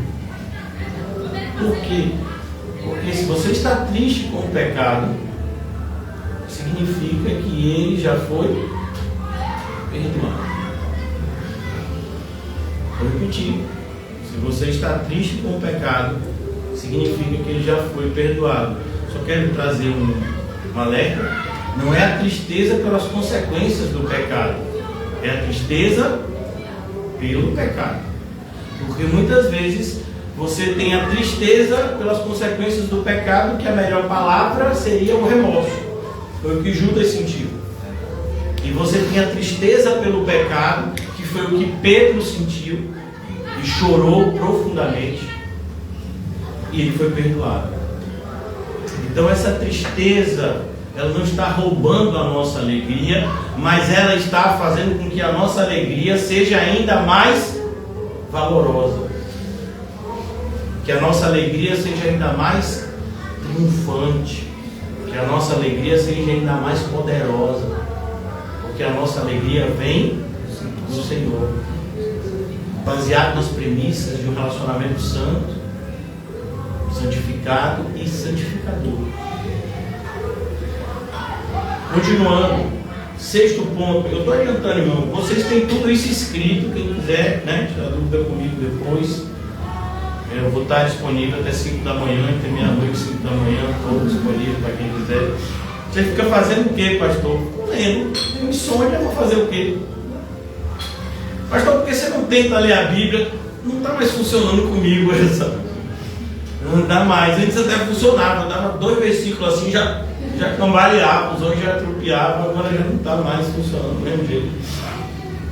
A alegria cristã é um mandamento, mas também é um fruto da graça. O que eu falei para vocês? Gálatas capítulo 5, vamos lá rapidinho? Pô, acordei você, tia. Pastor, você é escandaloso. Gálatas capítulo 5. Eu tinha 2 filhas que era a sua cara. Só que agora cresceram, se acham grandes. Meu pai já não sou mais criança. É sim. Gálatas capítulo 5, versículo 22. Mas o fruto do Espírito é amor, alegria, paz. Veja, só perde para quem que não perde, né? Na verdade, só está em segundo lugar para o amor, alegria, irmão. O cristão tem como uma marca, e o fruto do Espírito é o que? Essa marca indelével do cristão, indelével, que não pode ser apagada. Então o cristão tem isso no seu DNA: amor, alegria, paz, bondade, benignidade, longanimidade, mansidão, fé, domínio próprio. Então, alegria, ela é fruto do Espírito, essa marca. Por isso que o cristão, ele pode até chupar limão, mas ele continua o quê? Alegre. Chupa o seu limão, irmão. Não precisa fechar a cara para ninguém. Tem gente que quer, de alguma forma, tentar nos convencer que espiritualidade tem a ver com mau humor. Não, irmão, mal-humorado é uma pessoa infeliz. Quando você é feliz, é algo que incomoda até os outros. A felicidade, ela contagia alguns. É como Paulo disse: aroma de vida para uns, cheiro de morte para outros. Então, a alegria cristã, ela não é fabricada, ela é cultivada pela graça. Pois, né? Então, a gente não finge que a gente é alegre. A gente não consegue deixar de ser alegre. Que negócio, né? Sei você, irmão, eu sou uma pessoa diagnosticada com depressão. Não consigo ficar deprimido assim toda hora. Até tento. Às vezes eu tento assim, não, eu tenho que ficar deprimido. O médico diz que eu era deprimido, ele deve estar certo, eu estou errado. Então, o cristão, ele tem essa marca, é mais forte que ele. O Espírito Santo o tempo todo está mostrando para a gente o quanto Deus é bom. Irmão, Deus é muito bom. Amém. E não é bom só porque Ele nos dá as coisas que a gente precisa. Isso é o mínimo. Deus é bom o tempo todo. Glória a Deus. Sabe, Ele conhece o pior de vocês e de mim. E ainda olha e diz que ama a gente. Glória a Deus.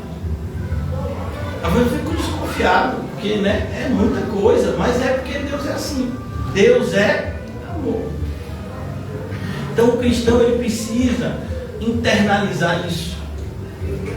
A alegria é uma marca sua.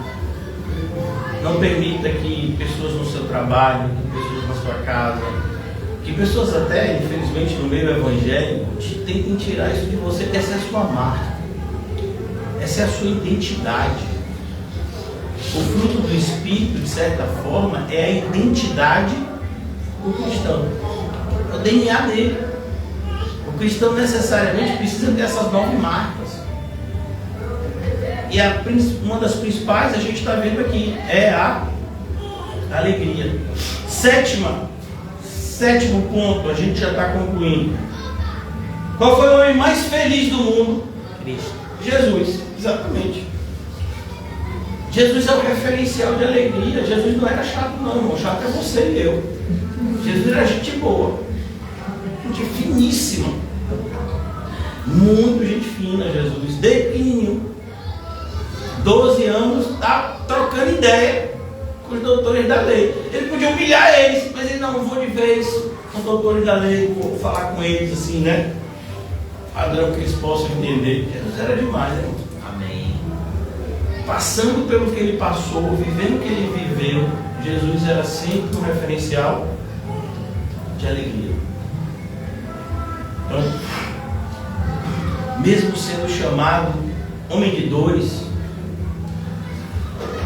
Hebreus 12, 2, vamos lá?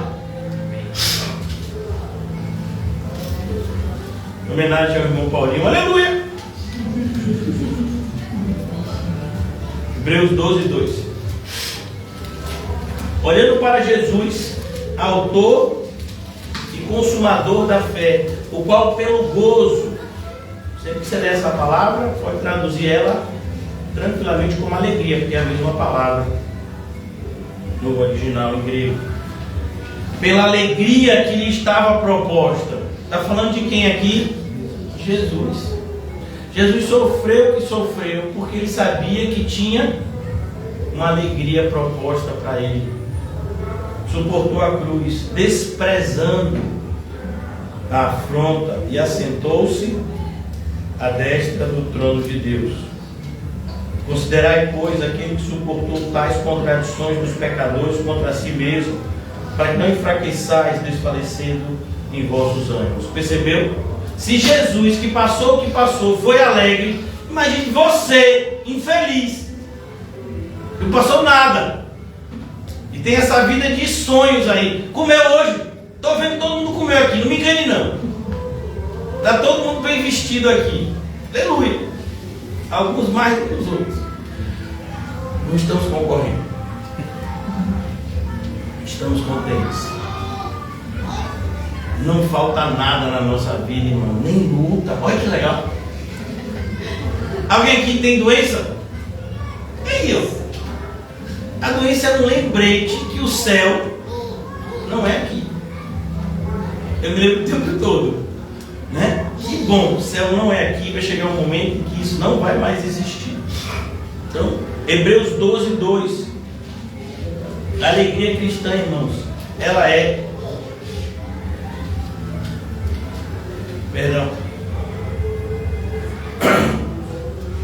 A alegria cristã, ela não é incompatível com o esforço.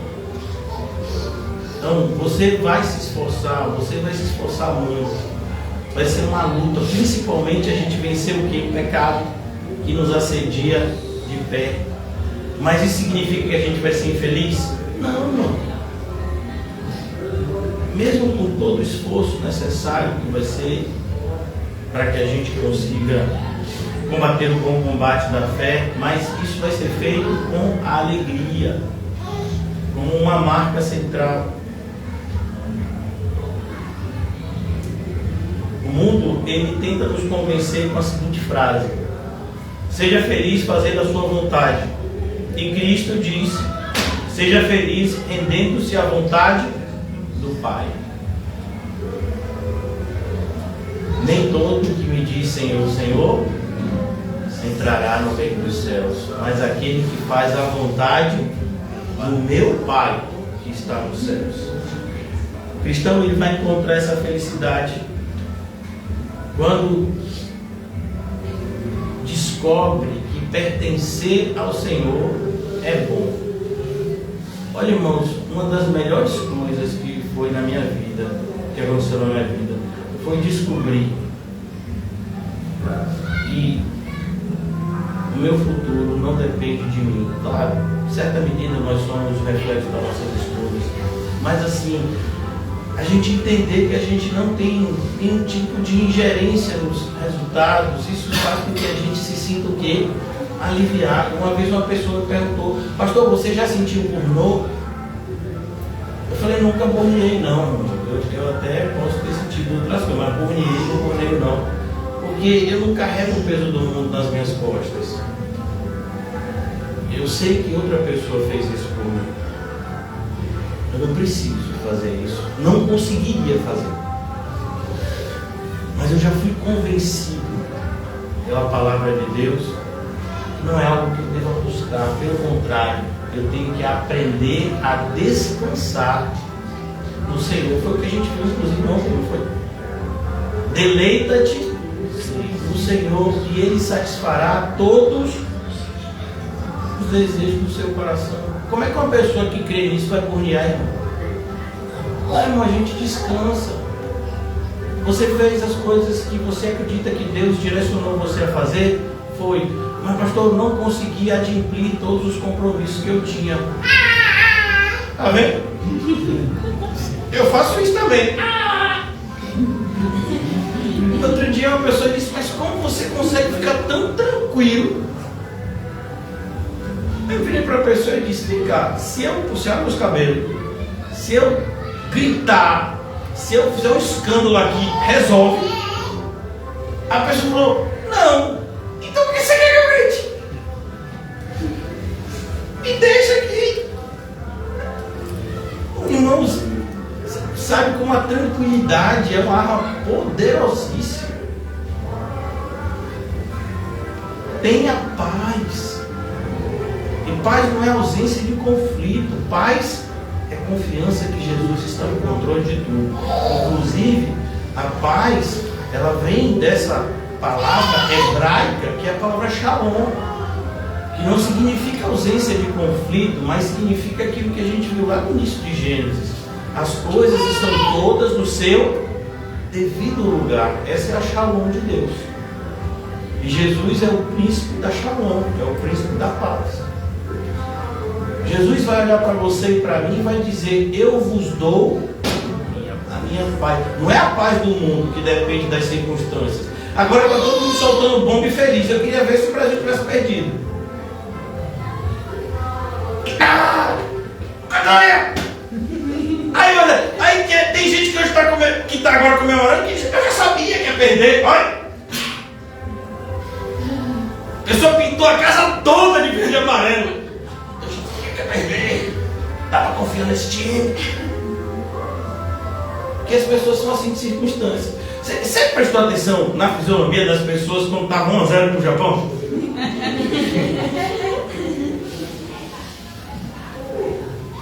Que não, esse Brasil. Aí, esse Brasil.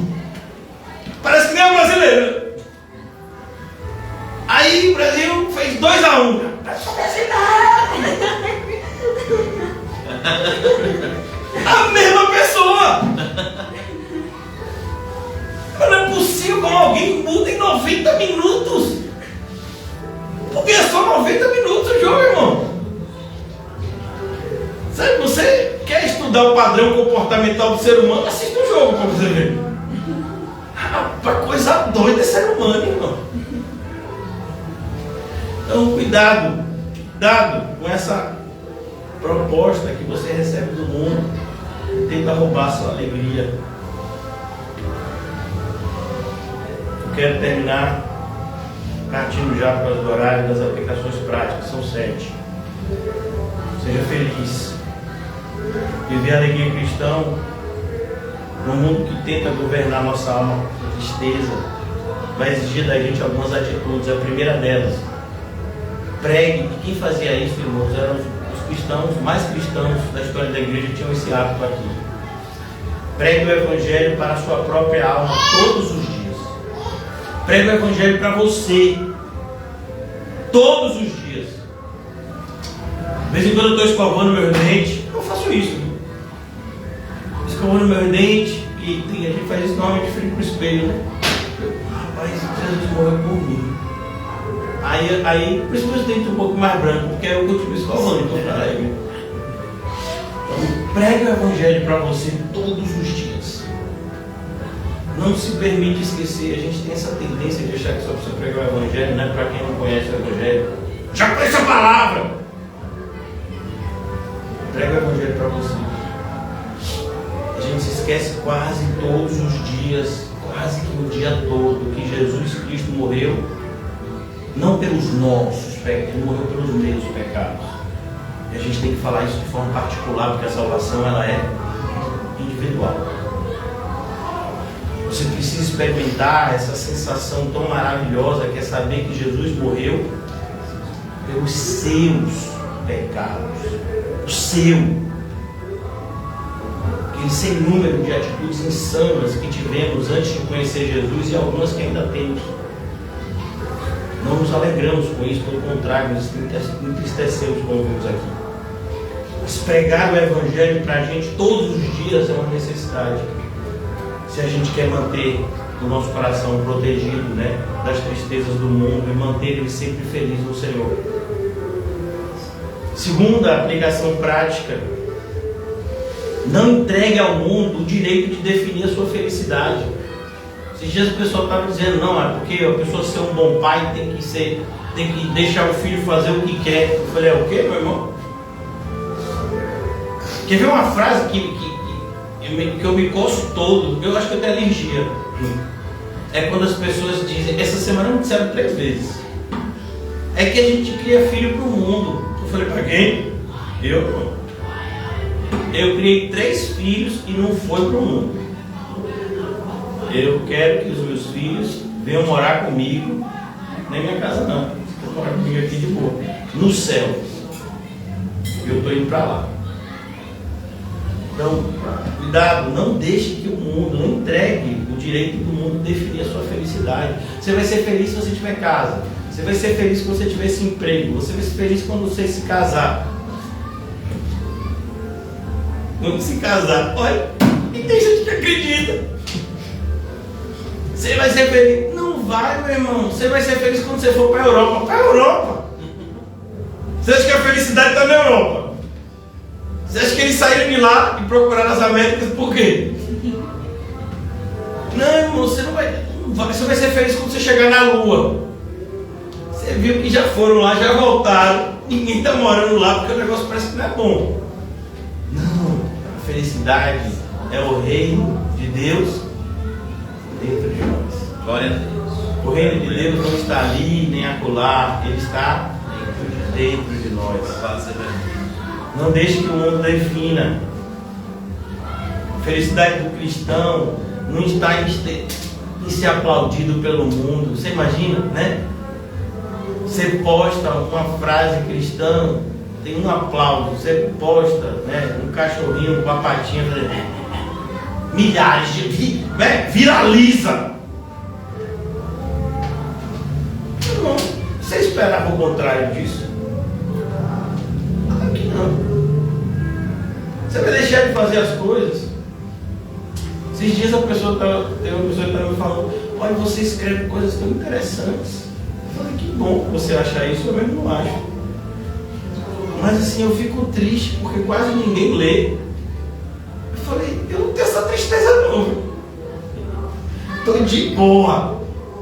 Primeiro que eu escrevo para mim, né?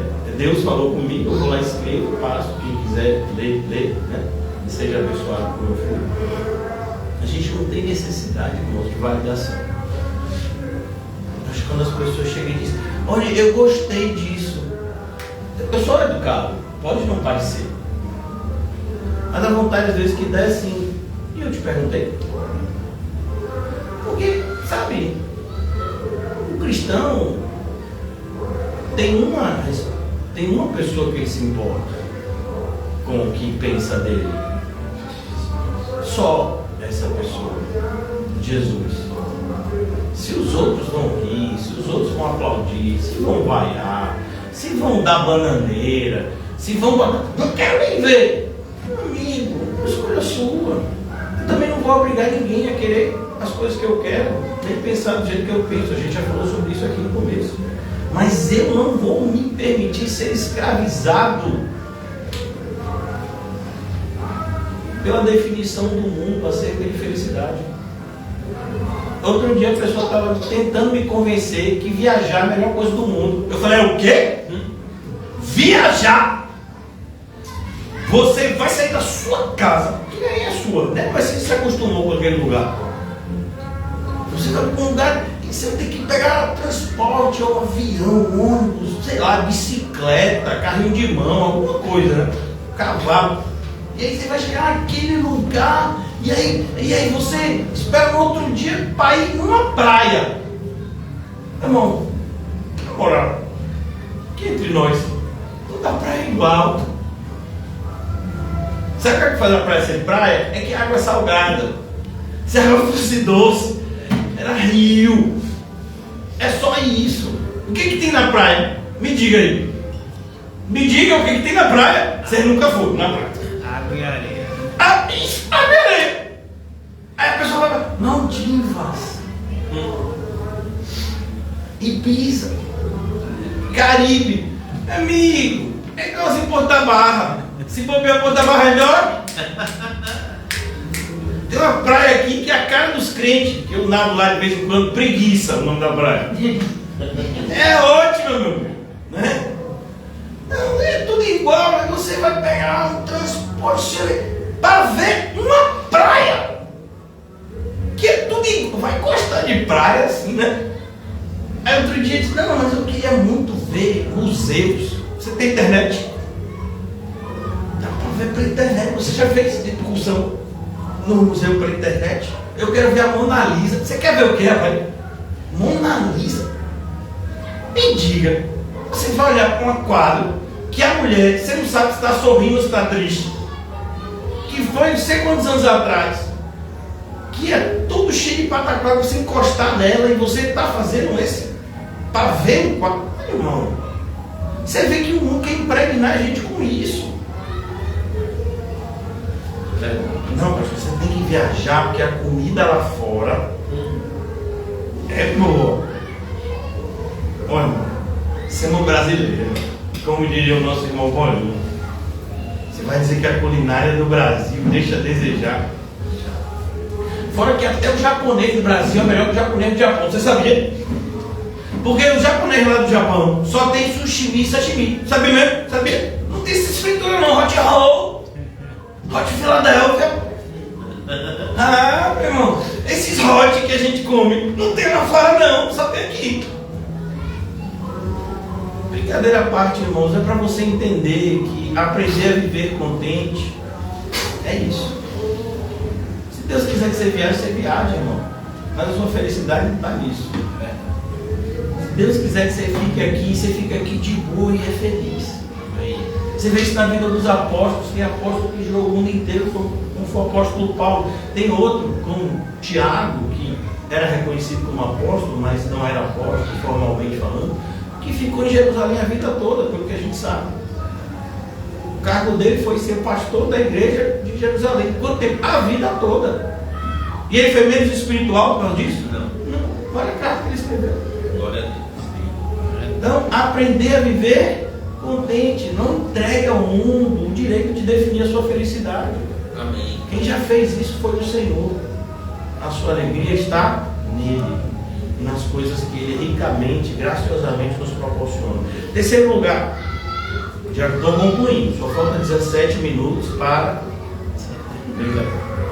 Terceira aplicação prática, aprenda a diferenciar dor de derrota. Sentir dor não significa estar derrotado. Chorar não significa que Deus abandonou a gente. Muitas vezes Deus está só amadurecendo a gente por meio dessas dores. O cristão ele só é derrotado quando ele desiste. E aí é porque ele nem era cristão. Porque nós sabemos que uma das marcas que Deus coloca no cristão quando salva é a perseverança final. Aquele que começou a boa obra, ele completa. Então, cuidado, dor é normal. Principalmente, você sabia que um dos testes do médico para saber que se você está vivo é você sentir dor? Você já viu um morto sentindo dor? Só em filme de terror, né? Mas só sente dor quem está vivo. Então a dor não está aqui para te trazer tristeza. Não, faz parte do percurso. Nós nos alegramos nas próprias tribulações. Tem que, por motivo de toda alegria, o passar por todo tipo de tribulação. Então faça isso, irmão. Está doendo? Então, se você chorar quando está doendo, passa dor. Não sorria. Quem sabe? Eu mesmo quando estava doendo, quando era pequenininho, minha mãe fazia assim, ó. Aquilo tinha um poder psicológico para mim, assim, passava a dor, principalmente se fosse dor do metiolate. Metiolate a gente fala em outro momento, porque é algo muito profundo. Então, isso, você saber conviver com dor é extremamente importante para que você não permita que a sua alegria seja roubada em momentos em que você deveria permanecer alegre, até para que essas dores sejam passadas, superadas da forma correta. No livro de Tiago, ele vai dizer que não é só passar pela provação, é ser aprovado na provação. Ponto 4, a quarta aplicação prática da nossa exposição de hoje: cultive os meios de graça como disciplina. O que a gente falou do Evangelho, os meios de graça, oração, leitura da palavra, comunhão com os santos, cultive isso. Irmão, tem coisa mais legal do que ir na igreja. É possível você frequentar a nossa igreja e não se acabar de rir. Porque a gente tem cada irmão aqui tem uma peculiaridade. Que você bate o olho e você fala, não é possível, só o Senhor, bem humorado como é, para reunir essa galera. Porque, mano. Então, olha que coisa boa, né? Então, aproveite esses meios de graça. Deixe isso passar. Se Deus colocou na nossa vida, é porque isso é importante. A alegria floresce quando a graça é cultivada. Grave isso na sua mente. Então, alimente a alegria por meio da comunhão com os santos, lendo a Bíblia. Irmão, a Bíblia é um livro maravilhoso, principalmente se você quiser dar risada. Vocês já leram o livro de Jonas? Leia junto com o desenho bíblico. Leia assistindo o desenho bíblico para ver se você não se acaba de rir. E ali é tudo bíblico, viu? Fora aquela ideia de Jonas ser maluco e careca, né? Não tem fontes. Mas aquela indignação de Jonas, parecendo uma indignação infantil, né? Eu sabia que você ia perdoar esse pessoal de mim, não tem nada a ver. Sempre que eu vim, já ia perdoar mesmo. Está tudo lá na Bíblia, irmão. A Bíblia é um livro que tem esse poder de produzir em nós felicidade. E a gente muitas vezes não usa. Uma outra coisa que pode produzir uma alegria, sabe? Você não vai conseguir se conter é quando você ora. Irmão, oração é um negócio poderoso demais. Amém. Pode estar na maior tristeza do mundo, você ora a Deus, seu coração imediatamente é inundado de alegria. Quinto ponto, quinta verdade, são só 7, a gente já está concluindo, agora é sério. E a pequenininha já me deu a hora aqui, eu já entendi. Responda ao ódio do mundo com a coragem do amor. Não existe atitude mais corajosa do que amar. Você já percebeu porque a maioria das pessoas não gosta de falar de amor ou de amar? Porque é sempre o receio de se magoar. Não, eu vou amar você, você vai me decepcionar e eu vou sofrer. Mas o cristão não tem esse receio. Porque o cristão ele recebeu um outro tipo de amor. Que tudo sofre, tudo suporta, tudo espera e tudo crê. É impossível o cristão ser magoado se ele estiver amando com o amor de Cristo. Por isso eu vou repetir: responda ao ódio do mundo com a coragem do amor. Então, tenha essa atitude corajosa de amar. De amar inclusive as pessoas que estão indo de você, que estão desfazendo de você, porque você sabe a verdade. Você sabe que aquelas pessoas estão cegas dos seus delitos e pecados. Você sabe para onde a caminhada daquelas pessoas está levando-as. Então, tenha compaixão, ame essas pessoas. Seja firme, sem ser arrogante. Seja amoroso, sem ser frouxo. Percebeu? Seja corajoso, sem ser cruel. Isso é o cristão. O cristão ele cultiva virtudes e ele combate os seus defeitos. Sexta e penúltima aplicação prática: pratique gratidão como disciplina espiritual. Por exemplo, hoje, quantas coisas você já agradeceu a Deus? Fora o jogo do Brasil, não vale, né? E se você agradeceu a vitória do Brasil, eu vou orar por você no final, né, pela expulsão do demônio do engano. Pratique gratidão, irmãos. Você acorda de manhã, você está vivo. Você podia ter morrido no inferno. Você está vivo. Qual foi a última vez que você orou pela sua refeição? Não, pastor, aí não. Aí não, aí eu sempre oro quando eu faço uma refeição com gratidão. Ou você faz aquela oração padrão: obrigado, Senhor, por essa refeição, amém. Quando você dá o amém, o garfo já está na boca. Gratidão. Agradeça. E eu não estou falando para você ser panteísta, não. Não tem nada a ver com Avatar aqui, viu? Agradeça ao sol. Agradeça a Deus pela chuva. Agradeça a Deus pela água, pelo alimento, pelo gás, pela energia elétrica. Todos esses benefícios que a modernidade trouxe para nós são frutos da providência divina e somente dela. Amém, Senhor.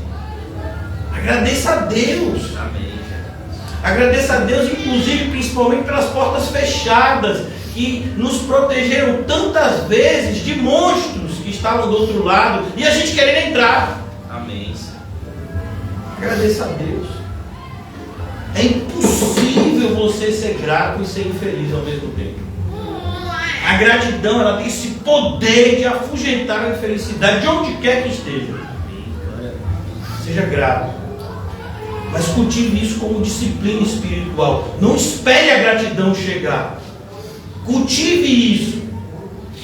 É como ir na academia. Não espere vontade para ir na academia. Por quê? Não vai vir. O pessoal que diz que gosta de malhar, é tudo mentira. De vez em quando você faz uma atividade física, vem uma coisa chamada endorfina, lá de longe. Oh, lá de longe a endorfina. E aí você, olha que legal. Você está deitado em casa. Você tem uma barra de chocolate de um lado, você tem pipoca do outro, tem Guaraná, Coca-Cola, pode escolher um dos dois, controle na mão, e alguém te diz: vamos malhar. Eu vejo todo dia minhas filhas em casa. Quando eu falo assim: papai, vamos para a academia, é um olhar, irmão.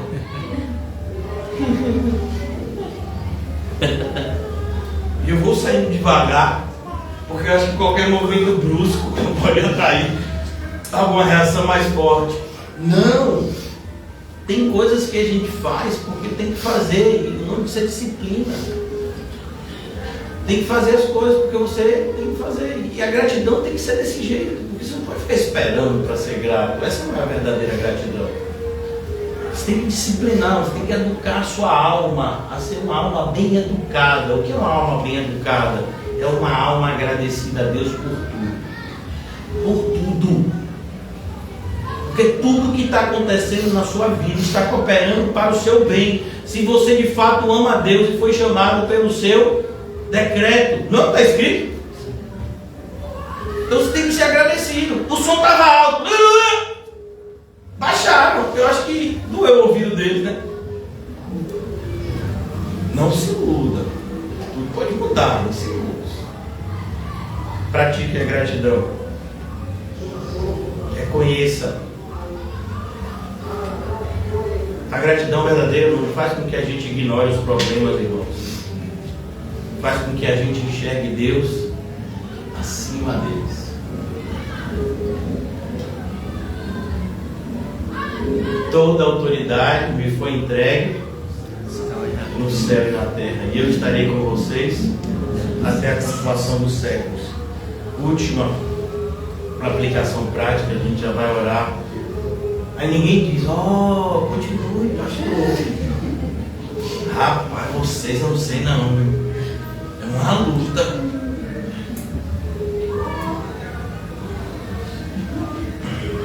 Viva olhando para a eternidade.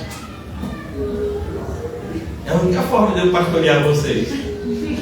É olhando para a eternidade. Brincadeira. Qualquer dor que você tenha, qualquer sofrimento que você tenha, qualquer limitação que você e eu tenhamos, ela é passageira. A gente pode até sofrer por alguns anos, mas esses anos vão chegar ao fim. Porque tudo desse lado da eternidade passa. Então, olhar para a eternidade verdadeira que nos aguarda, vai proteger o nosso coração de todo ataque de tristeza, de todo ladrão de alegria que vem até nós. Como a gente já falou aqui, quem nos separará do amor de Deus que está em Cristo Jesus? Quem pode impedir que você, eleito de Deus, chegue ao céu? Mas nem você.